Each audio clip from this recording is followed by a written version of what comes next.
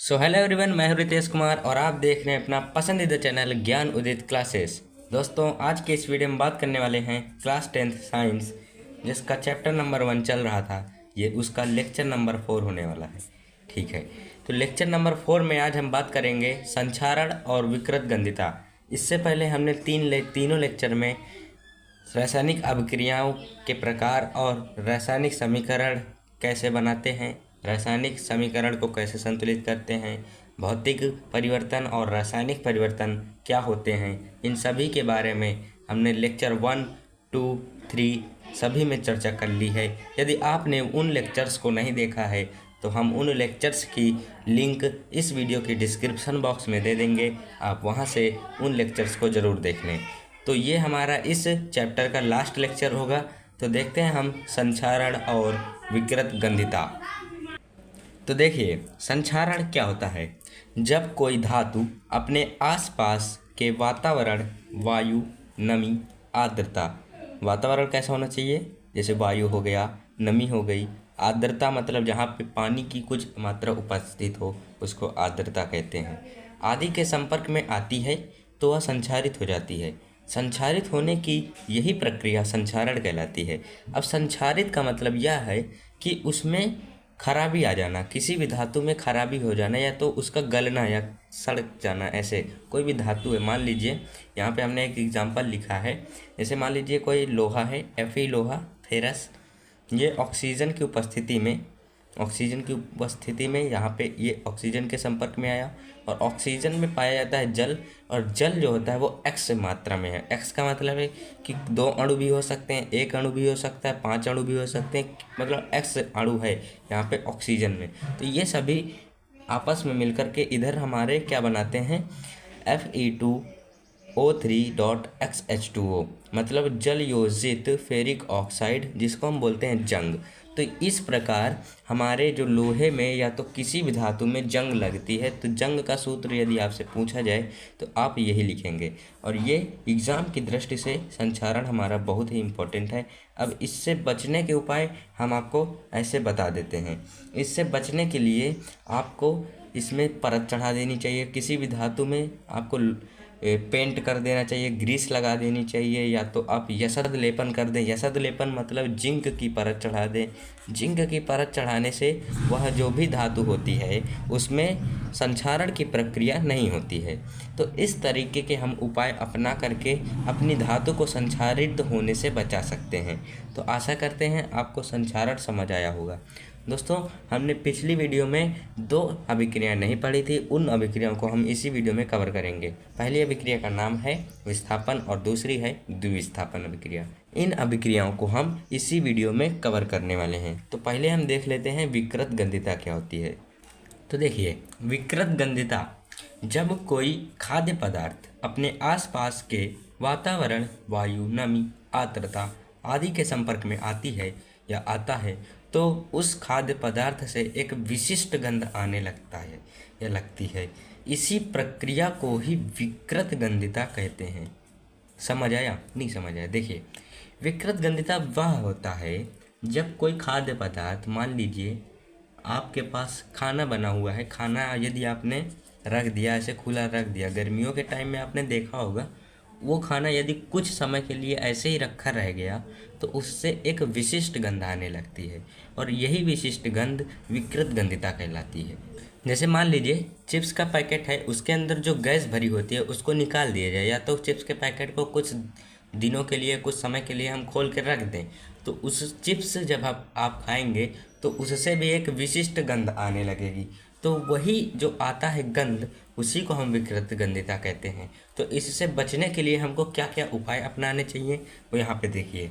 खाद्य पदार्थों को वायुरोधी पात्रों में रखना चाहिए। वायुरोधी मतलब जो वायु का ग्रहण ना कर सकें, मतलब जैसे आप रख दीजिए पीतल के बर्तन में यदि आप खाना रखते हैं तो वो पीतल का जो बर्तन होगा वो वायुरोधी पात्र कहलाएगा।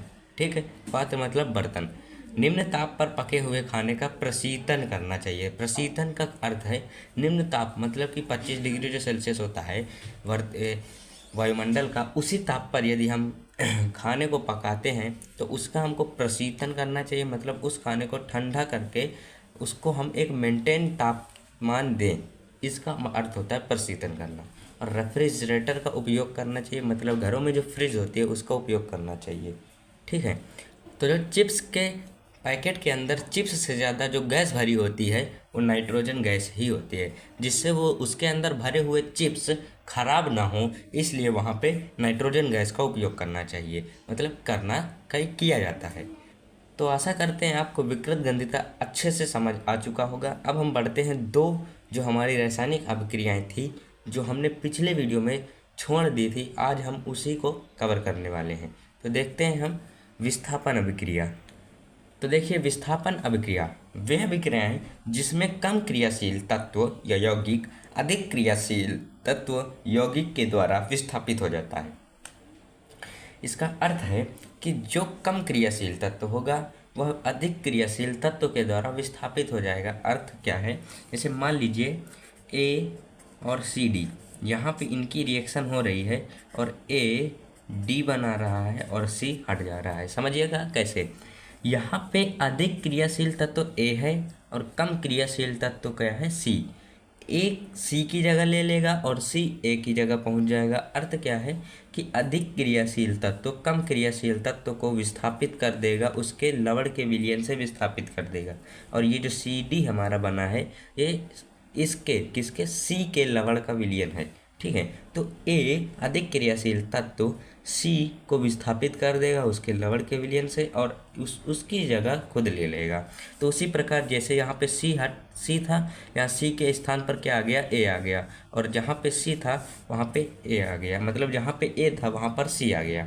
तो अर्थ क्या है, वे अभिक्रियाएं जिनमें अधिक क्रियाशील तत्व कम क्रियाशील तत्व के लवण के विलयन से उसको विस्थापित कर देता है, वे अभिक्रियाएं विस्थापन अभिक्रियाएं कहलाती हैं।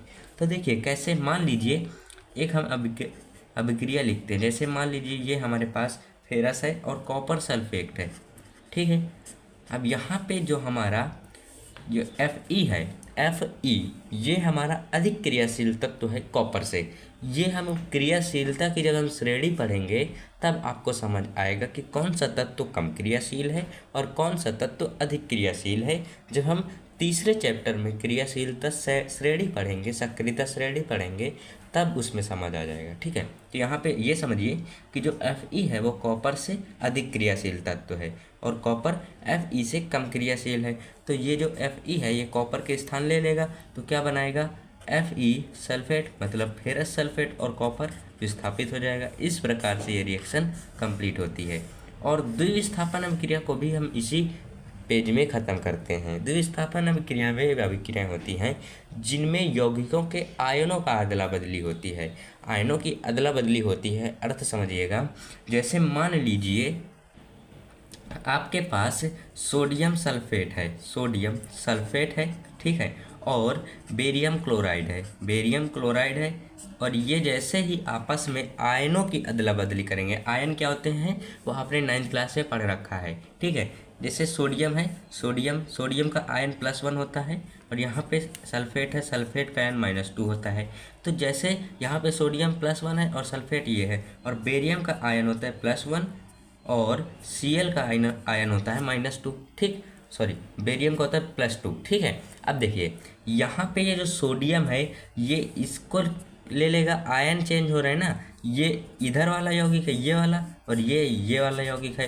तो ये Na+ वाला माइनस को अट्रैक्ट करेगा, बना लेगा NaCl, और ये जो Ba और सल्फेट बचा, मतलब बेरियम और सल्फेट बटा, ये बचे तो ये भी बना लेंगे बेरियम सल्फेट। और ये +2 है और ये भी +2 है, ये भी ख़त्म। और यहाँ पे +1 है और यहाँ पे -1 है, ये भी ख़त्म। तो यहाँ पे ये संतुलित है, इसके अकॉर्डिंग ये नहीं संतुलित है, और आयनों के हिसाब से दोनों हमारे संतुलित हैं। अब हम इसके अकॉर्डिंग इसको संतुलित करते हैं। यहाँ पे सोडियम 2 है, यहाँ पे सोडियम 1 है, इसलिए हम यहाँ पे 2 करेंगे। और यहाँ पे क्लोरीन 2 है, क्लोरीन 2 हो जाएंगे। और बेरियम यहाँ पे हमारा 1 है, सल्फेट यहाँ पे हमारा 1 है। पूरी रिएक्शन हमारी बैलेंस हो जाएगी, ठीक है। आशा करते हैं आपको ये रिएक्शन कंप्लीट समझ आई होगी। अब इसी रिएक्शन में ये जो हमारा ये एग्जाम्पल लिखा है, यही रिएक्शन हमारे अवक्षेपण अभिक्रिया के लिए भी काम आता है। अवक्षेप हमारा ये बनेगा, अवक्षेप वे होते हैं जो अभिक्रिया के दौरान रह जाता है। बचा उत्पाद अवक्षेपण कहलाता है। जो गाढ़ा, थोड़ा गाढ़ा सा पदार्थ होता है, इसको हम इस प्रकार के तीर से डिनोट करते हैं। हमने आपको पहले या सेकेंड लेक्चर में आपको बताया है कि इस प्रकार के तीर से हम अवक्षेपण को या अवक्षेप को दर्शाते हैं, तो यह हमारा अवक्षेप होगा। इसी अभिक्रिया में हमने अवक्षेपण अभिक्रिया भी समझ ली।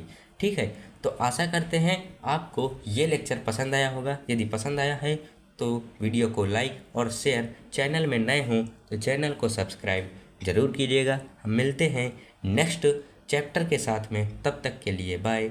जय हिंद, जय भारत।